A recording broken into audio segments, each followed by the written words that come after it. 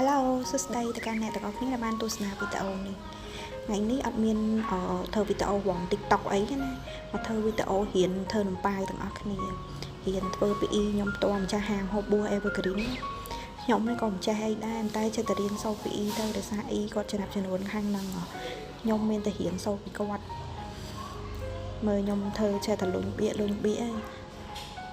មែនរៀនលុនខ្សែនំប៉ាវរៀនខ្ចប់អីអញ្ចឹងណា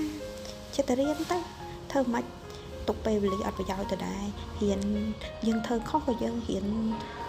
ពីម្ដងទៅម្ដងទៀតណាសិតតែព្យាយាមទៅបិចខុសអាខ្លះចំហមាត់អាខ្លះបែកមាត់ចេះតែរៀនធ្វើទៅវាគង់តែចេះដូចតែគ្នាអញ្ចឹងណាមើលទៅខ្ញុំដូចប្រឹងតែធ្វើមិនធ្វើវាមិនតាន់ស្អាតណានេះនំប៉ាវពេលដែលយើងវិចហើយដាក់ចូលក្នុងសឹងចំហុយបដាបាយចំហុយចេញមកអាស្អាតណាសិតតែបោះខ្ញុំធ្វើទេតែចំណែកអាចចំហមាត់ណាសិតតែបោះខ្ញុំធ្វើតែទាំងអស់ណាម៉ែនំប៉ាវឆ្អិនណាចេញជារូបរាងមកខ្ជូតដូចអ្នកវិចចឹងអរគុណសម្រាប់ការទស្សនា